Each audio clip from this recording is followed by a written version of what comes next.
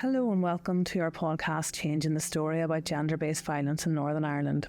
This podcast series seeks to present diverse voices on the stark issue of violence against women and girls in Northern Ireland, one form of gender-based violence.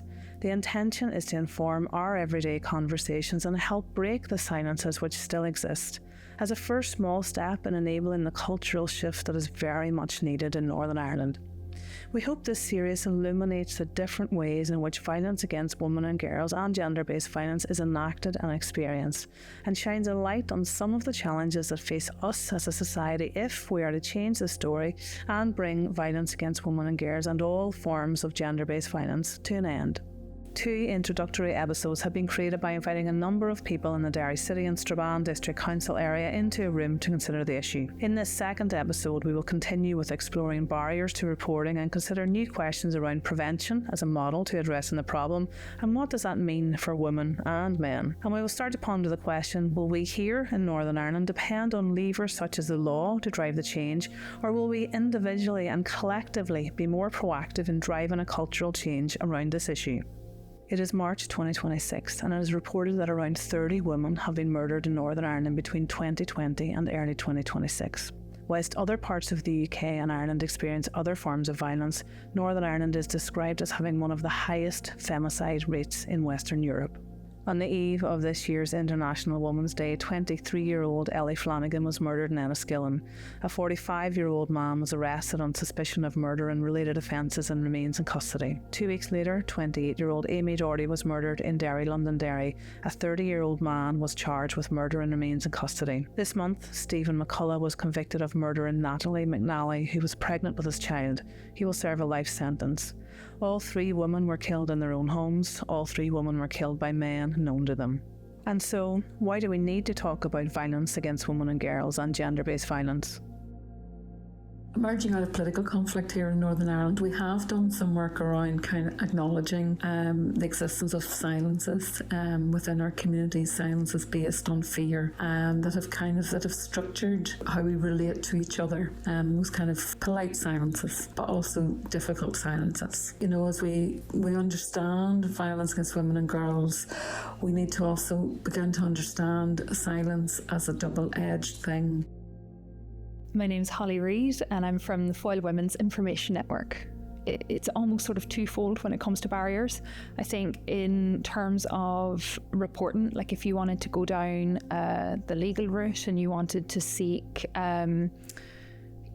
support via the police and you wanted a dedicated outcome, through the courts and things like this, it can be very difficult to know how to make that report, especially because you don't know what happens next. A lot of people worry that as soon as they make a report to the police, then they're going to go banging down the doors on the perpetrator's house and, lift them out, all handcuffs and all sirens, and that they worry that will then put the victim at risk. But that's not the case at all. And a lot of people often worry that if they report an issue that they will risk losing their children. They'd risk, with social services now take the children from them, would they now look like a bad parent and so on and so forth. But then also they worry about their anonymity. So if they were perhaps reporting something that maybe they witnessed, or even if it wasn't themselves, they're worried that now the police is going to go and say, well, so-and-so told us this has happened. So there's a lot of misconceptions around the reporting process. Mark Jingle, I'm a detective inspector from the police service in Northern Ireland. So what happens when you do report something to police, in particular violence against women and girls or domestic abuse? And I think the first thing we'll have to cover is routes to reporting. So the first one would be if you're in immediate danger, you ring 999. And what you're going to get when you ring 999 is an immediate response based on a risk assessment. That controller, that person who's receiving that phone call, will do an assessment of what risk you're in. And if they think it's immediate, you'll get somebody there on blue lights and sirens. And they're really there to make you immediately safe and get you to safety, get you help if you need medical help. And that's very much the front line of police and the real keeping people safe in that immediacy. However, not everybody's situation needs that immediate response. So you might ring the police on the non-emergency line 101, and again your call will get triaged, and somebody will make an assessment of the risk, the threat, risk and harm to you, and that will tailor how quickly you get a response. But you might get a scheduled call out from a police officer, but increasingly we are moving to virtual officer attendance, so it's a new and emerging response that the police have. So don't be surprised if you get offered or asked if you'll participate in that. How that might look would be a video conference with the police officer where you can give your evidence over a video call, and that will be if you're currently safe to do that. My name is Christine Rogers, and I'm a facilitator on the Ending Violence Against Women and Girls programme. Coming from a rural community, if you call it that, in Oma, the things that I come across mostly are the cultural norms, and the reluctance really to take this on board A, is an issue, and B, is something that is comfortable to talk about. And I suppose what we really want to be looking at in terms of challenging that is making the conversation more widely available and making it relevant for our daughters and nieces and whatever, the next generation. I've learned from the work that I did previously, which was in community relations and work around the Troubles. And my concern is that violence in those days, and that violence hasn't gone away. And I'm wondering, is this maybe a fallout from that transition from conflict, that there are a cohort of our society which is still facing a troubled home or a troubled situation in their lives that hasn't been tackled. And I suppose I was, be interested in looking at that, and the misconception around that is that we are in a peaceful time, we're living in peace for some people, but not for everyone.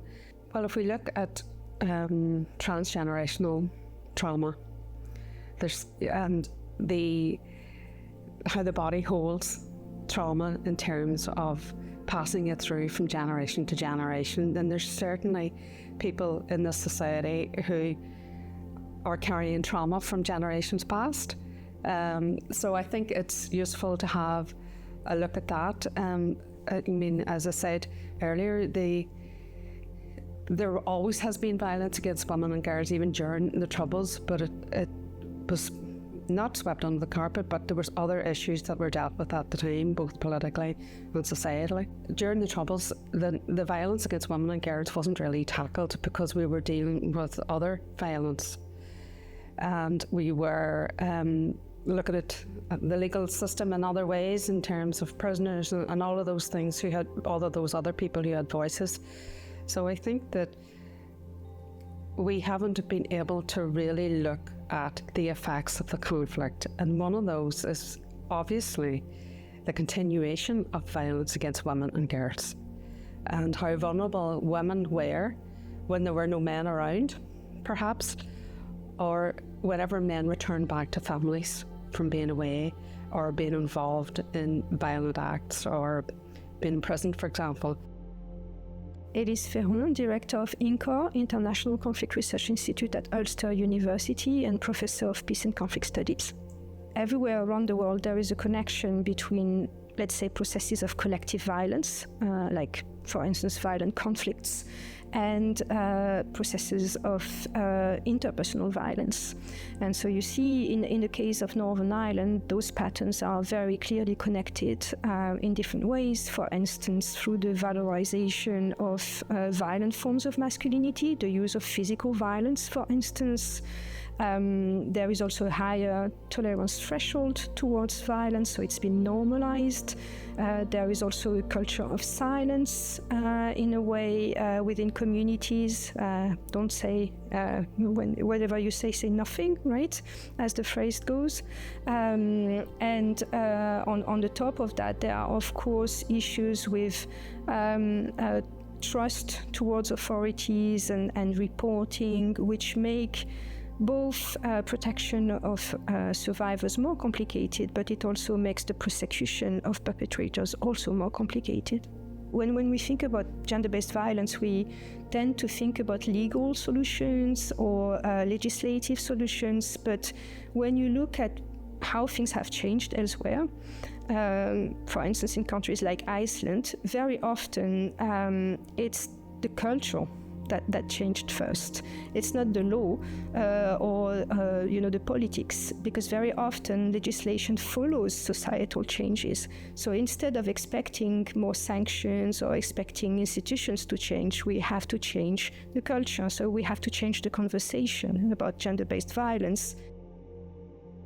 Catherine Cook, Coordinator Foil Women's Information Network. There's a lot of men and boys out there who would never lift their hand, lift their voice to another woman, but they're terrified to even have the conversation in case somebody thinks that they're only having that conversation because they're doing it.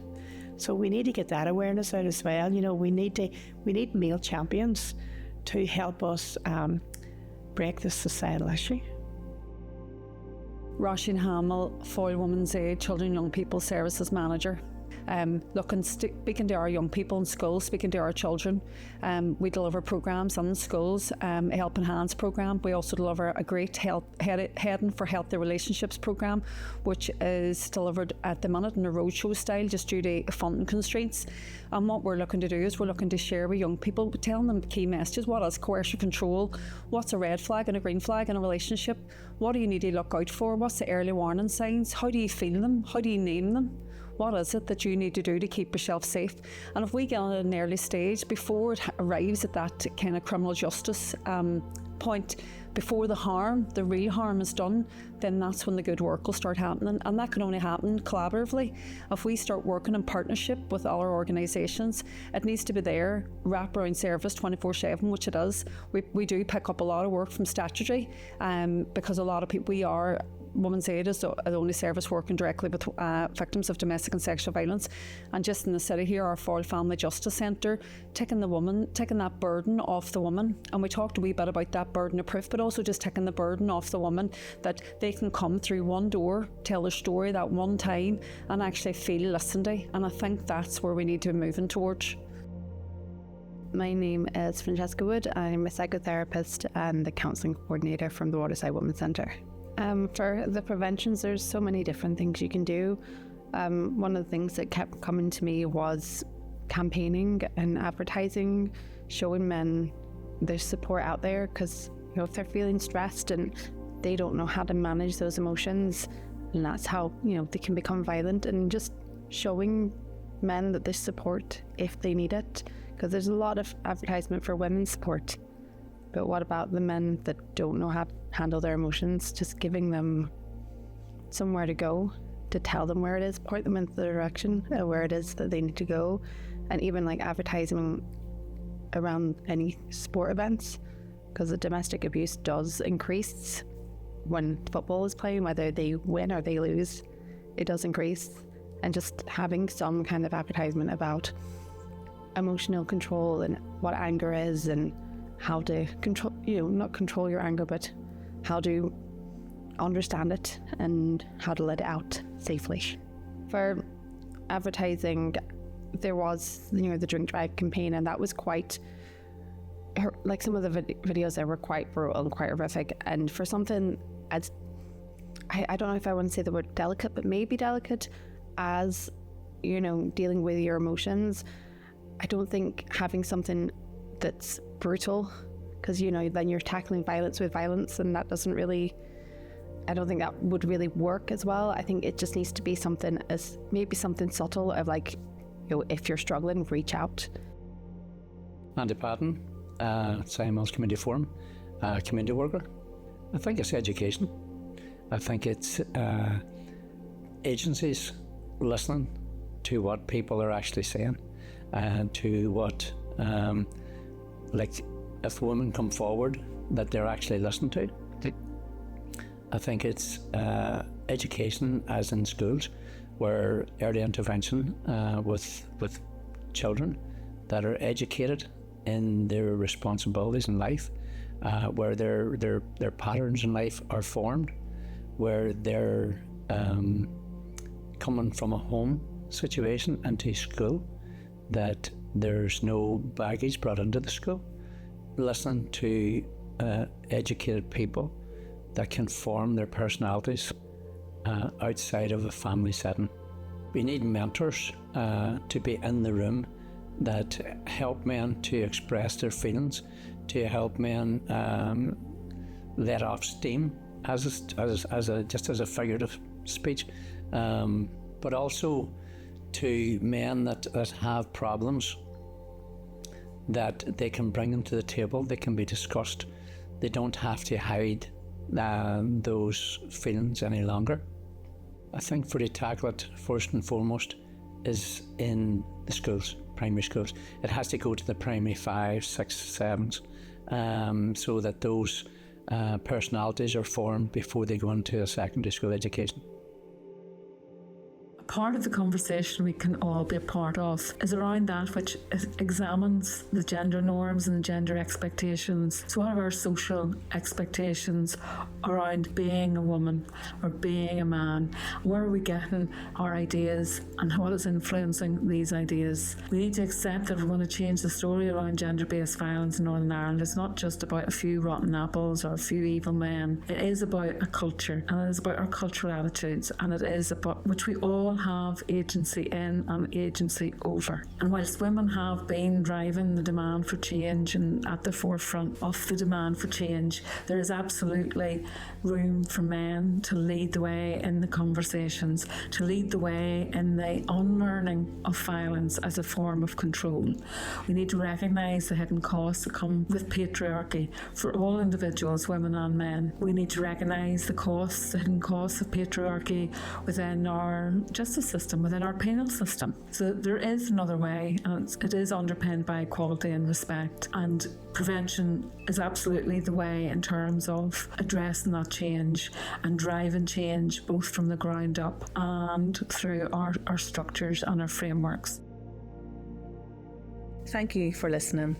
If you are in immediate danger, please dial 999. If you're affected by gender-based violence, please speak to someone on the Domestic and Sexual Abuse Helpline. You can text them on 07797 805 839. If listening in Derry City and Strabane Council area, Foyle Women's Information Network provide details of a range of support. Log on to www.fwin.org.uk/EVOG. If you're an individual and you consider yourself to be in a place where you could enact a form of gender-based violence, making yourself a perpetrator, we urge you to please seek help immediately. There has to be another way. This community-led podcast is produced by The Junction, a peace-building organisation based in Derry, Londonderry. The Junction's mission is to hold spaces to nurture individuals and communities along a pathway to support the changes needed for a transformative society, free from all forms of violence. If you have an idea for an episode and would like to collaborate with us, please get in touch. You can email us on info@thejunction-ni.org. The making of this podcast is supported by Leona O'Neill, Incor, Ulster University, and funded through the Derry City and Strabane District Council Change Fund through the Executive Office EVOG framework.